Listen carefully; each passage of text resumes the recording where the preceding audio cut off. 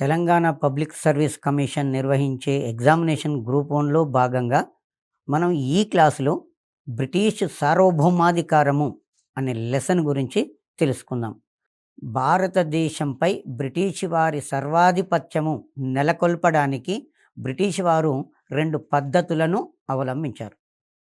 ఒకటి యుద్ధాలు చేసి భూభాగాలను ఆక్రమించుకోవడము, రెండవది సైన్య సహకార పద్ధతి కింద భారత రాజ్యాలను పరోక్షంగా తమ పాలనలోకి తెచ్చుకోవడము, ఆ తర్వాత ఆక్రమించుకోవడం. సైన్య సహకార పద్ధతి కావచ్చు, రాజ్య సంక్రమణ సిద్ధాంతం కావచ్చు, మహల్వారీ పద్ధతి, రైతువారీ పద్ధతి, జమీందారీ పద్ధతులు, ఇవి యుద్ధాలు చేయకుండా భారతదేశాన్ని ఆక్రమించుకోవడము. బ్రిటిష్ వారు భారతదేశానికి 1615 సంవత్సరంలో వర్తకం కొరకు వచ్చారు. సూరత్లో వర్తక స్థావరాన్ని ఏర్పాటు చేసుకున్నారు. అక్కడ వర్తక స్థావరాన్ని ఏర్పాటు చేసుకున్న వారు హైదరాబాదు రాజ్యంలో, కర్ణాటక రాజ్యంలో జరిగినటువంటి రాజకీయ పరిస్థితులను తనకు అనుకూలంగా మలుచుకున్నారు. పైగా యూరప్ ఖండంలో జరిగినటువంటి ఆస్ట్రియా వారసత్వ యుద్ధం కావచ్చు, సప్తవర్ష సంగ్రామమే కావచ్చు, వాటిని తమకు అనుకూలంగా మలుచుకొని ఈ దేశంలో రాజకీయ అధికారాన్ని స్థాపించుకోవడానికి కర్ణాటక యుద్ధాలను తమకు అనుకూలంగా మలుచుకున్నారు. కర్ణాటక యుద్ధాలు, ప్లాసీ యుద్ధము, బాక్సార్ యుద్ధము, మైసూర్ యుద్ధము, మరాఠా యుద్ధాలు, రోహిల్ఖండ్ యుద్ధాలు, ఇలా యుద్ధాలు చేస్తూ భారతదేశంలో భూభాగాన్ని బ్రిటిష్ వారు ఆక్రమించుకోవడము ప్రారంభించారు. భారతదేశంలోని భూభాగాన్ని బ్రిటిష్ వారు ఒకవైపున యుద్ధాలు చేస్తూ ఆక్రమించారు. మరొకటి ఏంది అంటే, యుద్ధాలు చేయకుండానే భారత రాజుల యొక్క సార్వభౌమాధికారాన్ని తీసేసి భారతదేశాన్ని పరిపాలించే స్వదేశీ పాలకులను తమకు లోబడి ఉండేటట్టుగా వారికి తెలియకుండానే వారి స్వాతంత్రాన్ని హరించి వేసే పద్ధతి. ఆ పద్ధతులే సైన్య సహకార పద్ధతి, తర్వాత రాజ్య సంక్రమణ సిద్ధాంతం. ఈ రెండు మెయిన్గా భారతీయ రాజుల యొక్క అధికారాలను ఆక్వైడ్ చేసుకోవడానికి బ్రిటిష్ వాళ్ళు తమకు అనుకూలంగా మలుచుకోవడము జరిగింది. సో భారతదేశంపై బ్రిటిష్ వారు తమ సార్వభౌమాధికారాన్ని నెలకొల్పడానికి మూడు దశలుగా మనము విభజిస్తాం. అందులో ఒకటి వలయబద్ధ విధానం. ఈ వలయబద్ధ విధానము 1757 నుంచి 1813 వరకు వలయబద్ధ విధానాన్ని అనుసరించారు. రెండవది అధీన ఏకాంత విధానము అంటాం. ఇది 1813 సంవత్సరం నుంచి 1858 వరకు. ఆ తర్వాత మూడవ పద్ధతి అధీన సంఘ ఏకీకృత విధానం. ఇది 1858 నుంచి 1947 వరకు. 1757 నుంచి 1813 వరకు ఒక విధానము, 1813 నుంచి 1853 వరకు మరొక విధానము, 1858 నుంచి 1947 వరకు మరొక విధానం. వీటిని ఏమంటామంటే వలయబద్ధ విధానం.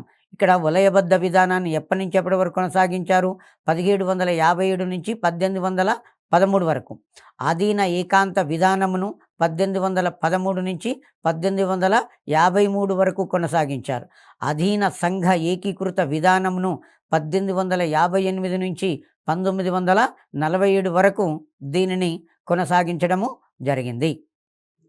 ఇందులో మనకు ముఖ్యంగా వలయబద్ధ విధానం అంటే ఏందో ఇప్పుడు చూద్దాం. ఈ వలయబద్ధ విధానం అంటే దీనిని మొట్టమొదటిసారిగా వారన్ హేస్టింగ్స్ అనేటాయన అవలంబించాడు లేదా ప్రారంభించాడు అని చెప్పిస్తున్నాం. దీనిని మరాఠాలు, మైసూరు పాలకుల ఆక్రమణ నుండి బ్రిటిష్ భూభాగాలను రక్షించడానికి చేపట్టడమైంది. ఎందుకంటే వారన్ హేస్టింగ్ భారతదేశంలో గవర్నర్ జనరల్గా బాధ్యతలు చేపట్టే నాటికి మహారాష్ట్రలో మరాఠులు అనేవాళ్ళు సమర్థులైనటువంటి యోధులుగా ఉన్నారు. అదేవిధంగా హైదర్ అలీ, అతని కుమారుడు టిప్పు సుల్తాను సమర్థులైనటువంటి రాజులుగా మైసూరు ప్రాంతాన్ని పరిపాలిస్తున్నారు. సో కాబట్టి తాము ఆక్రమించిన భూభాగాల మీద మహారాష్ట్రులు కానీ మైసూరు పాలకులు కానీ ఎక్కడ దాడి చేస్తారు అనే భయంతోటి వారన్ హేస్టింగ్ అనే వ్యక్తి ఈ వలయబద్ధ విధానాన్ని ప్రారంభించడము జరిగింది. 1784 సంవత్సరంలో ఇంగ్లాండ్ ప్రధానమంత్రి విలియం పిట్ ఇండియా చట్టము చేశాడు. ఈ పిట్ ఇండియా చట్టము భారత రాజ్యాల అంతరంగిక వ్యవహారాలలో కంపెనీ యొక్క అధికారాల జోక్యానికి అనుమతించలేదు. Very important. గతంలో గ్రూప్ 1 ఎగ్జామ్లో ఒకసారి ఏమడిగాడు అంటే పిట్ ఇండియా చట్టము చేసిన ఇంగ్లాండ్ ప్రధానమంత్రి ఎవరు? విలియం పిట్ ఇండియా చట్టాన్ని చేశాడు. సంవత్సరం కూడా ఇంపార్టెంటే. పిట్ ఇండియా చట్టము క్రీస్తు శకము 1784 సంవత్సరంలో చేయబడింది. ఆ తర్వాత ఈ పిట్ ఇండియా చట్టం యొక్క ముఖ్య ఉద్దేశం ఏంటి అంటే భారత రాజ్యాల యొక్క అంతరంగిక వ్యవహారాల్లో కంపెనీ అధికారులు జోక్యం చేసుకోవటానికి వీలు లేదు అని చేశారు. ఎందుకు అంటే భారతదేశంలో బ్రిటిష్ వారు ఆక్రమించిన ప్రాంతాల మీద జోక్యం కల్పించుకుంటూ బ్రిటిష్ పార్లమెంటు చేసినటువంటి మొట్టమొదటి చట్టము రెగ్యులేటింగ్ చట్టము. ఆ రెగ్యులేటింగ్ చట్టం తదంతరం చేసినటువంటి మరొక చట్టమే ఈ పిట్ ఇండియా చట్టము. దీని ప్రకారము భారత రాజ్య వ్యవహారాలలో కంపెనీ అధికారులు జోక్యము చేసుకోకూడదు అని ఒక ఆర్డర్ పాస్ చేయడము జరిగింది. తర్వాత అధీన ఏకాంత విధానము మరొకటి. ఈ అధీన ఏకాంత విధానము అంటే దీనిలో భాగంగా కంపెనీ భారత రాజ్యాలపై ఒత్తిడి తెచ్చి సైన్య సహకార ఒప్పందాలను కుదుర్చుకున్నది. అధీన ఏకాంత విధానం అంటే భారతదేశాన్ని పరిపాలించే స్వదేశీ రాజులు ఎవరైతే ఉన్నారో వారి మీద ఒత్తిడి తీసుకొచ్చారు. ఆ ఒత్తిడి తీసుకొచ్చి వారు సైన్య సహకార పద్ధతికి అంగీకరించేటట్లుగా చేయడం అనేది జరిగింది. సిపాయిల తిరుగుబాటులో భారత పాలకులు చూపిన విశ్వాసానికి బ్రిటిష్ వారు బహుమానంగా వారసులు లేని పక్షంలో దత్తత తీసుకునే హక్కులను తిరిగి భారతీయ రాజులకు కల్పిస్తున్నట్లు ప్రకటించారు. గతంలో దత్తత నిరాకరణ పద్ధతి డాక్ట్రిన్ ఆఫ్ ల్యాప్స్ రాజ్య సంక్రమణ సిద్ధాంతం ప్రకారం ఏం చేశారు అంటే భారతీయ రాజులు ఎవరైనా సరే పుత్ర సంతానం లేకపోతే దత్తత తెచ్చుకునేవారు. ఆ దత్తత చెల్లదు అని డలౌసీ ఆ రాజ్యాలను ఆక్రమించండు. కాబట్టి సిపాయిల తిరుగుబాటు అనేది జరిగింది. సిపాయిల తిరుగుబాటు జరిగినప్పుడు కొంతమంది భారతీయ పాలకులు బ్రిటిష్ వారికి యుద్ధంలో సహాయం చేశారు. ఉదాహరణకు కాశ్మీర్ రాజు కావచ్చు, హైదరాబాదు నిజాం కావచ్చు, నేపాల్ రాజు కావచ్చు, సిక్కులు కావచ్చు, యుద్ధంలో పాల్గొని బ్రిటిష్ వారికి సహాయ సహకారాలు అందించారు. కాబట్టి యుద్ధానంతరము చేసినటువంటి చట్టం వలన భారతీయ రాజులు కూడా పుత్ర సంతానం లేని ఎడల తిరిగి దత్తత తీసుకునే హక్కును బ్రిటిష్ పాలకులు కల్పించడం జరిగింది భారత పాలకులకు. 1862 సంవత్సరంలో లార్డ్ కానింగ్ భారతదేశంలో ఇంగ్లాండ్ కిరీటం తలెత్తుకొని నిలబడిందని, భారతదేశమంతా బ్రిటిష్ వారి ఆధిపత్యాన్ని ప్రశ్నించే వారే లేకుండా పోయారని అభిప్రాయపడ్డాడు. లార్డ్ కానింగ్ కాలంలో 1857లో సిపాయిల తిరుగుబాటు జరిగింది. ఈ లార్డ్ కానింగ్ 1857 నుంచి 1862 వరకు గవర్నర్ జనరల్గా వైస్రాయ్గా పనిచేశాడు. 1857 నుంచి 1858 వరకు గవర్నర్ జనరల్గా పనిచేశాడు లార్డ్ కానింగ్. 1858 నవంబర్ 1వ తారీఖు నుంచి 1862 వరకు వైస్రాయ్గా పనిచేశాడు. ఆ టైంలో సిపాయిల తిరుగుబాటు అనేది జరిగింది. ఇతని కాలంలో భారతదేశంలో చాలా ప్రాంతాలను బ్రిటిష్ వారు ఆక్రమించారు. కాబట్టి బ్రిటిష్ వారి యొక్క విజయాన్ని వర్ణిస్తూ లార్డ్ కానింగ్ ఏం చెప్పాడు అంటే భారతదేశంలో ఇంగ్లాండ్ కిరీటము తలెత్తుకొని నిలబడింది, దీనిని భారతదేశంలో ప్రశ్నించే వారే లేరు అన్నట్టుగా ఆయన కీర్తించడము జరిగింది. 1876 సంవత్సరంలో విక్టోరియా మహారాణికి భారత మహారాణి అనే బిరుదు లభించింది. ఎందుకు అంటే 1858 విక్టోరియా మహారాణి చట్టము భారతదేశ పాలన బ్రిటిష్ రాణి చేతికి అప్పగించడము జరిగింది. అప్పటి నుంచి 1858 నవంబర్ 1వ తారీఖు నుంచి భారత పాలనా వ్యవహారాలు మొత్తం కూడా ఇంగ్లాండ్ రాణి చేతిలోకి పోయినాయి. ఈ 1876లో చేసిన ఒక చట్టం ప్రకారంగా 1876లో చేసినటువంటి ఒక చట్టం ప్రకారంగా ఇంగ్లాండ్ రాణి కూడా భారతదేశ రాణిగా కీర్తింపబడింది. ఇంపార్టెంట్ అండి. ఏ సంవత్సరం నుంచి విక్టోరియా మహారాణి ఏ సంవత్సరం నుండి విక్టోరియా మహారాణి భారతదేశ మహారాణి అనే బిరుదును పొందింది? 1876 సంవత్సరం నుంచి భారతదేశ మహారాణిగా ఇంగ్లాండ్ రాణి బిరుదు పొందడము జరిగింది.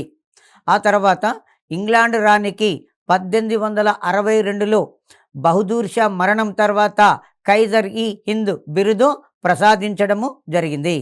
బహదూర్ షా చివరి మొఘలు చక్రవర్తి రెండవ బహదూర్ షా 1862లో మరణించాడు. ఈ రెండవ బహదూర్ షా మరణించిన తర్వాత ఇంగ్లాండ్ రాణికి కైజర్ ఈ హింద్ అనే బిరుదును ప్రదానము చేయబడింది. ఆ తర్వాత బ్రిటిష్ అధికార విస్తరణలో ముఖ్య పాత్ర పోషించినటువంటి విధానాలు. భారతదేశంలో బ్రిటిష్ వారి యొక్క అధికార విస్తరణలో ముఖ్య పాత్రలు పోషించినటువంటి పద్ధతులను తీసినట్లయితే, ఒకటి రెవెన్యూ విధానం, రెవెన్యూ సిస్టము అంటాం. 2 సైన్య సహకార పద్ధతి అంటాం. 3 రాజ్య సంక్రమణ సిద్ధాంతము అని చెప్పేస్తాం. రాజ్య సంక్రమణ సిద్ధాంతానికి దత్తత స్వీకార నిరాకరణ పద్ధతి అంటాం. దత్తత స్వీకార నిరాకరణ పద్ధతి డాక్ట్రిన్ ఆఫ్ ల్యాప్స్ అంటాం. డాక్ట్రిన్ ఆఫ్ ల్యాప్స్ అనగా రాజ్య సంక్రమణ సిద్ధాంతం. ఇందులో బ్రిటిష్ వారు భారతదేశాన్ని పరిపాలించేటప్పుడు 3 రకాల రెవెన్యూ పద్ధతులను ప్రవేశపెట్టారు. ఎందుకు 3 రకాల రెవెన్యూ పద్ధతులను ప్రవేశపెట్టారు అంటే, భారతదేశంలో మొదలుగానే బ్రిటిష్ వారికి సంవత్సరానికి ఎంత ఆదాయం వస్తుందో తెలుసుకోవడానికి ఈ పద్ధతిని ఉపయోగించుకున్నారు. భారతదేశ ఆర్థిక వ్యవస్థ దోపిడీలో భాగంగానే ఈ భూమి శిస్తు విధానాలను బ్రిటిష్ వారు అనుసరించారు. భారతదేశంలో బ్రిటిష్ వారి వలసవాదం యొక్క తీరుకు ప్రధానమైనటువంటి ఆధారము వారి యొక్క రెవెన్యూ విధానము సూచిస్తుంది. భారతదేశంలో బ్రిటిష్ వారి యొక్క వలసవాదం యొక్క ఆర్థిక తీరుకు, వలసవాదం యొక్క తీరుకు ప్రధానమైన కారణము వారి యొక్క రెవెన్యూ విధానము. భారతదేశంలో బ్రిటిష్ వారు నూతన రెవెన్యూ విధానాలు ఏర్పరచుకొనుటకు ముఖ్య కారణము బక్సార్ యుద్ధానంతరము జరిగినటువంటి పరిణామాలు. బక్సార్ యుద్ధానంతరం జరిగినటువంటి పరిణామాలు బ్రిటిష్ వారిని ఆలోచింపచేసినవి. బక్సార్ యుద్ధము 1764 సంవత్సరం అక్టోబర్ 22వ తారీఖు నాడు, 1764 సంవత్సరం అక్టోబర్ 22 నాడు బక్సార్ యుద్ధము అనేది జరిగింది. బక్సార్ యుద్ధానంతరము క్రీస్తకము 1765 సంవత్సరంలో అలహాబాదు సంధి జరిగింది. మనకి ఎగ్జామినేషన్లో బక్సార్ యుద్ధము ఏ సంధితో ముగిసింది అంటాడు. అలహాబాదు సంధితో బక్సార్ యుద్ధము ముగిసింది. ఈ అలహాబాదు సంధి ద్వారా బ్రిటిష్ వారు బెంగాలు, బీహారు, ఒరిస్సాలలో భూమి శిస్తు వసూలు చేసే హక్కును మొఘలు చక్రవర్తి రెండవ షా ఆలము నుండి పొందడము జరిగింది. చాలా ఇంపార్టెంటు. బక్సార్ యుద్ధము 1765లో జరిగిన అలహాబాదు సంధితోటి ముగిసింది. ఈ సంధిలో మొఘల్ చక్రవర్తి బ్రిటిష్ వారికి ఏమని వాగ్దానం చేశాడు అంటే, బెంగాలు, బీహారు, ఒరిస్సాలలో భూమి శిస్తు వసూలు చేసుకునే హక్కును కల్పిస్తున్నట్టుగా ప్రకటించారు. ఆ తర్వాత ఈ భూమి శిస్తు వసూలు చేసుకునే హక్కునే ఏమని పిలుస్తారంటే దివానీ అధికారము అంటాం. ఎగ్జామినేషన్లో దివానీ అధికారము అనగా భూమి శిస్తు వసూలు చేసే హక్కు. లేదు, మనకు ఎగ్జామినేషన్లో షార్ట్ నోట్స్లో కూడా అడుగుతాడు, దివానీ అధికారం అనగా దానిని విస్తరించము అంటాడు. భారతీయ పాలకులకు బ్రిటిష్ వారికి 1764 సంవత్సరము అక్టోబర్ 22న బక్సార్ యుద్ధం జరిగింది. ఈ బక్సార్ యుద్ధంలో భారతీయ పాలకులు మరియు మొఘల్ చక్రవర్తి ఓటమి చెందాడు. మొఘల్ చక్రవర్తి ఓటమి చెంది ఎర్రకోటను వదిలిపెట్టి అలహాబాదులో నివాసం ఉండేటట్టుగా ఒప్పందం. మొఘల్ చక్రవర్తికి బ్రిటిష్ వారు రక్షణ కల్పించేటట్టుగా ఒప్పందం. అందులో భాగంగానే బెంగాల్ ప్రావిన్సు, బీహార్ ప్రావిన్సు, ఒరిస్సా ప్రావిన్సులలో భూమి శిస్తు వసూలు చేసుకునే హక్కును మొఘల్ చక్రవర్తి రెండవ షా ఆలము బ్రిటిష్ వారికి కల్పించాడు. ఆ కల్పించినటువంటి అధికారాన్ని దివానీ హక్కు అని పిలుస్తాం. దివానీ హక్కు అంటే భూమి శిస్తు వసూలు చేసుకునే హక్కు. దివానీ అధికారము అంటే భూమి శిస్తు వసూలు చేసుకునే అధికారమే దివానీ అధికారం. ప్రతి 5 సంవత్సరాలకు ఒకసారి వేలం వేసే పద్ధతిని వారన్ హేస్టింగ్ ప్రవేశపెట్టాడు. వారన్ హేస్టింగ్ భారతదేశంలో గవర్నర్ జనరల్గా ఉన్నప్పుడు, గవర్నర్ జనరల్ ఆఫ్ బెంగాల్గా ఉన్నప్పుడు అతను ఏం చేశాడు, బెంగాల్ బీహార్లలో భూమి శిస్తు ఎవరైతే వసూలు చేసేటానికి రెడీగా ఉంటారో ఆ వేలంపాట ద్వారా పెట్టే పద్ధతిని వారన్ హేస్టింగ్ మొట్టమొదటిసారిగా ప్రవేశపెట్టాడు. ఈ భూమి శిస్తు వేలం వేసే పద్ధతి ప్రతి 5 సంవత్సరాలకు ఒకసారి వారన్ హేస్టింగ్ ప్రవేశపెట్టాడు. వారన్ హేస్టింగ్ ఎక్కడ భూమి శిస్తు వేలం వేసే పద్ధతిని ప్రవేశపెట్టాడు అంటే బెంగాల్ బీహార్ రాష్ట్రాలలో మాత్రమే ప్రవేశపెట్టాడు. ఈ వారన్ హేస్టింగ్ ప్రవేశపెట్టిన విధానము విఫలమైంది, అంత సక్సెస్ కాలేకపోయింది. కాబట్టి వారన్ హేస్టింగ్ తర్వాత గవర్నర్ జనరల్గా వచ్చిన వారన్ హేస్టింగ్ తర్వాత గవర్నర్ జనరల్గా వచ్చినటువంటి కార్న్వాలిస్ ఈ పద్ధతిని ప్రవేశపెట్టడం జరిగింది. ఏది, భూమి శిస్తును వేలం వేసే పద్ధతిని సంస్కరించి ప్రవేశపెట్టాడు. దానికే మనం ఏమంటాము అంటే జమీందారీ పద్ధతి లేదా శాశ్వత శిస్తు నిర్ణయ పద్ధతి అంటాం. ఈ శాశ్వత శిస్తు నిర్ణయ పద్ధతికి ఒక రూపకల్పన చేసిన వ్యక్తి సర్ జాన్ షోర్ అని పిలుస్తుంటాము. ఎందుకంటే ఈ సర్ జాన్ షోర్ కార్న్వాలిస్కు ఉప గవర్నర్గా పనిచేస్తున్నాడు. మనకు జమీందారీ పద్ధతి అనగా ఎవరు ప్రవేశపెట్టారు అంటే కార్న్వాలిస్ ప్రవేశపెట్టాడు. కానీ దాని యొక్క రూపకర్త, దాని సక్సెస్ కావటానికి ప్రధానమైన కారకుడు సర్ జాన్ షోర్ ఈ జమీందారీ పద్ధతి యొక్క రూపకల్పన చేయడం జరిగింది. ఈ జమీందారీ పద్ధతి దానినే శాశ్వత శిస్తు నిర్ణయ పద్ధతి అంటాం. ఎందుకు శాశ్వత శిస్తు నిర్ణయ పద్ధతి అంటారంటే దీనిని 10 సంవత్సరాల కాలం వరకు శాశ్వతంగా నిర్ణయించారు. కాబట్టి శాశ్వత శిస్తు నిర్ణయ పద్ధతి అంటారు. పర్మనెంట్ రెవెన్యూ సిస్టమ్ అని కూడా పిలుస్తారు. పర్మనెంట్ రెవెన్యూ సిస్టము అని పిలుస్తాం. ఈ శాశ్వత శిస్తు నిర్ణయ పద్ధతికే మరొక పేరు జమీందారీ పద్ధతి. దీనికే ఈ చట్టానికి మరొక పేరు సూర్యాస్తమయ చట్టాలు అని కూడా పేరు. శాశ్వత శిస్తు నిర్ణయ పద్ధతికి సూర్యాస్తమయ చట్టము అని కూడా పేరు. సన్సెట్ లాసు అని చెప్పేస్తాం. ఈ పద్ధతిని జమీందారీ పద్ధతిని క్రీస్తు శకము 1793 సంవత్సరంలో లార్డ్ కార్న్వాలిస్ ప్రవేశపెట్టాడు. ఎక్కడెక్కడ ప్రవేశపెట్టాడు అంటే బెంగాల్ రాష్ట్రము, బీహార్ రాష్ట్రము, ఒరిస్సా రాష్ట్రాలలో ఈ శాశ్వత శిస్తు నిర్ణయ పద్ధతి లేదా జమీందారీ పద్ధతిని లార్డ్ కార్న్వాలిస్ ప్రవేశపెట్టాడు. అంటే మొదలే బ్రిటిష్ వారికి ఎంత ఆదాయం వస్తుందో తెలుసుకోవడం కొరకు, భూమి శిస్తును వసూలు చేసే హక్కును పొందడం కొరకు ఒక వేలం పాట పెట్టాడు. బ్రిటిష్ అధికారుల ద్వారా భూమి శిస్తు వేలం వేసే పద్ధతికి వసూలు చేసే విధానం కంటే భారతీయులకే ఈ పద్ధతిని అప్పగించాలన్న కారణంతో ఈ ప్రాంతాలలో భూమి శిస్తును వసూలు చేయడానికి ఎవరైతే ముందుకొస్తారో వారికి మేము హక్కును ప్రసాదిస్తున్నాము అని చెప్పారు. అలా భూమి శిస్తును వసూలు చేసే పద్ధతిని, వేలం వేసే పద్ధతిని మొట్టమొదటిసారిగా వారన్ హేస్టింగ్ ప్రవేశపెడితే దాన్ని సంస్కరించి కార్న్వాలిస్ 1793లో ప్రవేశపెట్టారు. ఈ పద్ధతి 10 సంవత్సరాల వరకు ఉంటుంది. ఈ పద్ధతిలో వసూలైనటువంటి సొమ్ములో 10/11 ప్రభుత్వానికి చెల్లించాలి. 11 వంతు వసూలు చేసిన సొమ్ములో 10వ వంతు ప్రభుత్వానికి చెల్లించాలి. 10/11 వంతు ప్రభుత్వానికి చెల్లించాలి అనే ఇందులో ఒక నియమము పెట్టడం జరిగింది. కంపెనీకి జమీందారు చెల్లించవలసినటువంటి మొత్తానికి గల పేర్లు పేష్కష్ అని పిలుస్తాం. వెరీ ఇంపార్టెంట్ అండి. జమీందారులు ప్రభుత్వానికి చెల్లించవలసినటువంటి భూమి శిస్తు విధానానికి ఏమని పేరంటే పేష్కష్ అని పేరు ఉన్నది. క్రీస్తు శకము 1802 సంవత్సరం నుంచి 1805 సంవత్సరం నాటికి ఈ విధానాన్ని కార్న్వాలిస్ అనంతరం వచ్చినటువంటి గవర్నర్ జనరల్స్ మద్రాసు రాష్ట్రంలోను ఉత్తర సర్కారులకు బారామహల్ ప్రాంతాలలో అమలు చేశారు.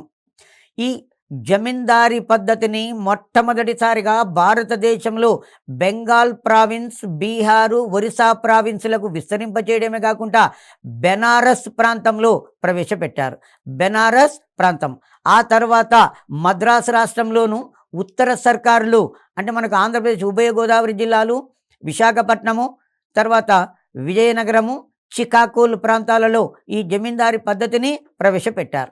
ఆ తర్వాత బారామహల్ ప్రాంతంలో బారామహల్ ప్రాంతంలో కూడా ఈ జమీందారీ పద్ధతిని అమలు చేయడము జరిగింది. కారన్వాలిస్ 1787 సంవత్సరంలో రెవెన్యూ డిపార్ట్మెంటును పునఃవ్యవస్థీకరించాడు. ఆ రెవెన్యూ డిపార్ట్మెంటు పునర్వ్యవస్థీకరణ చేసి బెంగాలును 23 ఆర్థిక మండలాలుగా లేదా ఆర్థిక ఏరియాలుగా వర్గీకరించాడు. దానిని ఇప్పుడు మనం అంటే 23 జిల్లాలు అంటున్నాం. బెంగాలులో 23 జిల్లాల ప్రాంతం అనేది ఒకటి ఉంటుంది. దాన్ని 23 ఆర్థిక ఏరియాలుగా 23 ఆర్థిక ఏరియాలుగా కారన్వాలిస్ వర్గీకరణ చేశాడు. తర్వాత ఈ కారన్వాలిస్ ప్రతి జిల్లాకు కలెక్టర్ అనే ఒక ఉన్నత అధికారిని నియమించాడు. బెంగాలును 23 ఆర్థిక ఏరియాలు దట్ మీన్ జిల్లాలుగా విభజించి ప్రతి జిల్లాకు ఒక కలెక్టర్ను నియమించాడు. ప్రతి జిల్లాకు కలెక్టర్ అనే ఉన్నతాధికారిని కారన్వాలిస్ నియమించాడు. ఈ పద్ధతిలో రైతాంగము గతంలో కంటే నష్టపోయింది. ఇక్కడ జమీందారీ పద్ధతిలో ప్రభుత్వానికి రైతుకు మధ్య దళారీ ఎవరు అంటే జమీందారు. మధ్య దళారీ జమీందారు అనేవాడు. ప్రభుత్వానికి రైతుకు మధ్య దళారీ జమీందారు. రెండవ పద్ధతి భూమి శిస్తు విధానంలో రెండవ పద్ధతిని రైతువారీ పద్ధతి అని చెప్పేస్తాం. ఈ రైతువారీ పద్ధతిని సర్ థామస్ మన్రో అనే వ్యక్తి ప్రవేశపెట్టాడు. ఈ పద్ధతిని ప్రవేశపెట్టినాడు భారతదేశంలో ఉన్నటువంటి బ్రిటిష్ గవర్నర్ ఎవరు అంటే లార్డ్ వెల్లస్లీ. లార్డ్ వెల్లస్లీ కాలంలో రైతువారీ విధానము ప్రవేశపెట్టబడింది. రైతువారీ పద్ధతిని మొట్టమొదట 1792 సంవత్సరంలో మద్రాసు రాష్ట్రంలో సేలం జిల్లాలోని బారామహల్ కలెక్టర్గా పనిచేస్తున్నటువంటి కల్నల్ రీడ్ అనేవాడు, కెప్టెన్ రీడ్ అని కూడా చెప్పేస్తారండి, కల్నల్ రీడ్ అనే వ్యక్తి ప్రవేశపెట్టాడు. తమిళనాడు రాష్ట్రంలో ఇప్పుడేమో తమిళనాడు అంటాం, అప్పట్లోనేమో మద్రాసు రాష్ట్రం అని పిలుస్తారు. సేలం జిల్లాలో బారామహల్ అనే ఒక ప్రాంతం ఉంటుంది. ఆ బారామహల్ ప్రాంతానికి కలెక్టర్గా ఉన్న వ్యక్తి కల్నల్ రీడ్. ఆ కల్నల్ రీడ్ అనే వ్యక్తి రైతువారీ పద్ధతిని ప్రవేశపెట్టాడు. ఈ రైతువారీ పద్ధతిని బాగా వెలుగులోకి తెచ్చిన వ్యక్తి ఎవరు అంటే ఈ కల్నల్ రీడ్ వద్ద సహాయ అధికారిగా సహాయ కలెక్టర్గా పనిచేసినటువంటి థామస్ మన్రో. మనం దీన్ని బాగా మైండ్లో గుర్తుపెట్టుకోవాల్సిన అవసరము ఉంటుంది. రైతువారీ పద్ధతిని మొట్టమొదటిసారిగా మద్రాసు రాష్ట్రంలో సేలం జిల్లా కలెక్టర్గా పనిచేస్తున్నటువంటి కల్నల్ రీడ్ ప్రవేశపెట్టాడు. కల్నల్ రీడ్ వద్ద సహాయ కలెక్టర్గా పనిచేస్తున్నటువంటి సర్ థామస్ మన్రో దీన్ని బాగా వెలుగులోకి తీసుకొచ్చాడు. ఈ రైతువారీ పద్ధతిలో మధ్య దళారీ వ్యవస్థ ఉండదు. రైతు నేరుగా ప్రభుత్వంతో శిస్తు ఒప్పందం ఉంటుంది. ప్రభుత్వానికి రైతుతోటే నేరుగా శిస్తు ఒప్పందం అనేది ఉంటుంది. రైతుకు భూమి మీద హక్కును తెలుపుతూ పట్టా ఇవ్వడము, రైతు నుండి కబూలియతు తీసుకోవడము అంటే ఈ భూమిని నేను సేద్యం చేసుకున్నంత కాలము క్రమం తప్పకుండా ప్రభుత్వానికి శిస్తు చెల్లిస్తాను అనే ఒక అంగీకార పత్రమే కబూలియతు. రైతుకు భూమి మీద హక్కును తెలుపుతూ బ్రిటిష్ వారు కూడా పట్టా ఇవ్వడం అనేది జరిగింది. ఇది శాశ్వత శిస్తు నిర్ణయ పద్ధతికి పూర్తిగా వ్యతిరేకం. శాశ్వత శిస్తు నిర్ణయ పద్ధతిలో మధ్య దళారీ అనేవాడు జమీందార్, అటు ప్రభుత్వానికి ఇటు రైతుకు. అందులో ఎంత వసూలు చేయాలి అనే నియమం లేదు. జమీందారీ పద్ధతిలో భూమి శిస్తును రైతు నుండి ఎంత వసూలు చేయాలనే నియమం అనేది లేదు. పైగా అది 10 సంవత్సరాల కాలానికి ఒకేసారి నియమించబడిపోయింది. జమీందారులను నియమించారు.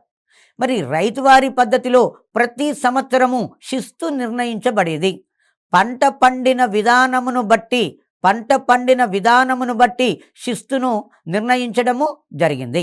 థామస్ మన్రో 1800 సంవత్సరంలో దత్తమండలాల ప్రధాన కలెక్టర్గా నియమించబడ్డాడు. దత్తమండలాలు అని దేన్ని పిలుస్తాము అంటే కడప, కర్నూలు, అనంతపురము, బళ్ళారి ఈ 4 ప్రాంతాలను దత్తమండలాలు అంటాం. అంటే హైదరాబాదు నిజాము 3వ మైసూరు యుద్ధంలో బ్రిటిష్ వారి తరపున యుద్ధంలో పాల్గొన్నాడు. బ్రిటిష్ వారి తరపున యుద్ధంలో పాల్గొని ఈ మూడవ మైసూర్ యుద్ధంలో బ్రిటిష్ వారు విజయం సాధించారు. విజయం సాధించిన తర్వాత బ్రిటిష్ వారు మీన్ కరన్ వాలిస్ టిప్పు సుల్తాన్ యొక్క సగం రాజ్యాన్ని ఆక్రమించారు. ఆ టిప్పు సుల్తాన్ నుంచి ఆక్రమించిన రాజ్యంలో భాగాలుగా బళ్ళారి, అనంతపురము, కడప, కర్నూలు ఈ ప్రాంతాలను హైదరాబాదు నిజాంకు ఇవ్వడం అనేది జరిగింది. అప్పటికి ఇంకా చిత్తూరు జిల్లా ఏర్పడలేదు. చిత్తూరు జిల్లా 1911 సంవత్సరంలో ఏర్పడింది. చిత్తూరు జిల్లా 1911 సంవత్సరంలో ఏర్పడింది. ఈ దత్త మండలము అనంతపురం కేంద్రంగా దత్త మండలంగా పిలువబడింది. ఈ దత్త మండలాన్ని ఇంగ్లీష్లో ఏమంటారు అంటే సీడెడ్ జిల్లాలు అంటాం. సీడెడ్ అంటే ఇచ్చివేసిన. ఎవరికి ఇచ్చేశాడు? హైదరాబాదు నిజాము సైన్య సహకార పద్ధతి చేసుకున్నాడు. హైదరాబాదు నిజాము, ఆయన పేరు నిజాం అలీ ఖాన్, సైన్య సహకార పద్ధతి చేసుకున్నందుకు బ్రిటిష్ వారికి గతంలో టిప్పు సుల్తాన్ నుంచి పొందినటువంటి ప్రాంతాలు కర్నూలు, అనంతపురము, కడప, బళ్ళారి ప్రాంతాలను బ్రిటిష్ వారికి ఇచ్చేశాడు. బ్రిటిష్ వారికి ఇచ్చివేసిండు, దత్తత చేసిండు. ఇచ్చివేసిన దాన్ని ఇంగ్లీష్లో సీడెడ్ అంటాం. సీడెడ్ జిల్లాలు అంటాం. ఈ సీడెడ్ జిల్లాల ప్రధాన కలెక్టర్గా థామస్ మన్రో 1800 సంవత్సరంలో నియమించబడ్డాడు. థామస్ మన్రో 1803 సంవత్సరంలో దత్త మండలాలలో రైతువారి పద్ధతిని ప్రవేశపెట్టాడు. ఆ తర్వాత బొంబాయి, మద్రాసు, అస్సాం రాష్ట్రాలలో కూడా ఈ పద్ధతి ప్రవేశపెట్టబడింది. మొదటిసారిగా వెరీ స్టార్టింగ్లో రైతువారి పద్ధతి తమిళనాడులోని సేలం జిల్లాలో బారామహల్ ప్రాంతంలో కల్నల్ రీడ్ ప్రవేశపెట్టాడు. దాన్ని సంస్కరించి బాగా వెలుగులోకి తెచ్చుకున్న వ్యక్తి థామస్ మన్రో. ఈ థామస్ మన్రో 1803 సంవత్సరంలో దత్త మండలంలో ఈ పద్ధతిని ప్రవేశపెట్టాడు. ఆ తర్వాత బొంబాయి ప్రావిన్స్లో, తర్వాత అస్సాం రాష్ట్రంలో, తర్వాత మద్రాసు రాష్ట్రంలో ఈ ప్రాంతాన్ని, ఈ రెవెన్యూ సిస్టాన్ని బాగా విస్తరింపజేశారు. 1804 సంవత్సరం నాటికి రైతువారి పద్ధతి బొంబాయి, అస్సాం రాష్ట్రాలకు విస్తరించింది. ఆ తర్వాత థామస్ మన్రో దత్త మండలాల కలెక్టర్గా 1800 సంవత్సరం నుంచి 1807 వరకు దత్త మండలాల ప్రధాన కలెక్టర్గా పనిచేసి గొప్ప పేరు ప్రఖ్యాతులు సంపాదించుకొని తదంతరం ఇంగ్లాండ్ దేశానికి పోయి పార్లమెంటు సభ్యుడయ్యాడు. 1820 సంవత్సరంలో థామస్ మన్రో మద్రాసు గవర్నర్గా నియమించబడ్డాడు. మద్రాసు గవర్నర్గా నియమించబడినప్పుడు ఈ దత్త మండలములో మీద ఉన్నటువంటి ప్రేమతోటి తను దత్త మండలాన్ని సందర్శించడానికి రావడము జరిగింది. ఈ రైతువారి పద్ధతిలో మధ్య దళారి ఉండడు. భూమి మీద హక్కు రైతుకు మాత్రమే ఉంటుంది.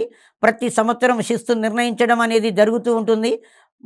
ఆ తర్వాత పండిన పంటలో సగభాగము రైతు ప్రభుత్వానికి శిస్తు చెల్లించాల్సి ఉంటుంది. ఎక్కువ 1/3 మించకుండా శిస్తు చెల్లిస్తారు. కానీ జమీందారీ పద్ధతి, మహల్వారీ పద్ధతిలో కంటే కూడా రైతు ఎక్కువగా నష్టపోయింది రైతువారి పద్ధతిలో.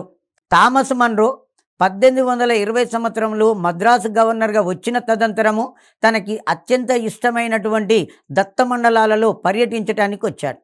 ఆ కర్నూలు జిల్లాలో పర్యటిస్తూ కర్నూలు జిల్లాలోని పత్తికొండ వద్ద కలరా వ్యాధి సోకి మరణించడము జరిగింది. సో ఈ విధంగా సర్ థామస్ మన్రో రైతువారి పద్ధతిని ప్రవేశపెట్టాడు. అతని సమాధి కూడా కర్నూలు జిల్లా పత్తికొండ వద్ద ఉన్నది. అతని సమాధి పత్తికొండ వద్ద ఉన్నది. ఇంతకుముందు మనం తీసుకున్నట్లయితే జమీందారీ పద్ధతి, రైతువారి పద్ధతి, ఈ రెండిటిలో కూడా షార్ట్ నోట్స్ అడగటానికి మనకు ఆస్కారం ఉంటుంది. ఫస్ట్ ఈ జమీందారీ పద్ధతి లేదా శాశ్వత శిస్తు నిర్ణయ పద్ధతిని ఎవరు ప్రవేశపెట్టారు? లార్డ్ కార్న్ వాలిస్ 1793లో ప్రవేశపెట్టాడు. బెంగాలు, బీహారు, ఒరిస్సాలు, ఆ తర్వాత బెనారస్, దాని తరంతరము ఉత్తర కోస్తా ప్రాంతాలకు ఈ పద్ధతిని విస్తరించారు. ఆ తర్వాత రైతువారి పద్ధతి మధ్య దళారీ వ్యవస్థ లేనటువంటిది, రైతుకు ప్రభుత్వానికి నేరుగా శిస్తు ఒప్పందం ఉన్నటువంటిది, ప్రతి సంవత్సరం శిస్తును నిర్ణయించబడేది ఈ పద్ధతి. ఈ రైతువారి పద్ధతిని సర్ థామస్ మన్రో అనేటాయన దత్త మండలంలో ప్రవేశపెట్టడం జరిగింది. ఈ రైతువారి పద్ధతిలో రైతుకు భూమి మీద హక్కును తెలుపుతూ పట్టా ఇవ్వడం జరిగింది. రైతు నుంచి కబూలియతో తీసుకోవడం జరిగింది. 3 రెవెన్యూ పద్ధతుల వలన రైతు ఎక్కువగా నష్టపోయింది రైతువారి పద్ధతిలో. పండిన పంటలో సగభాగము వాళ్ళు శిస్తుగా తీసుకోవడం అనేది జరిగింది. సో మరి ఇప్పటి వరకు చదువుకున్న వాటి మీద తప్పనిసరిగా ఒక క్వశ్చన్ వస్తుంటుంది.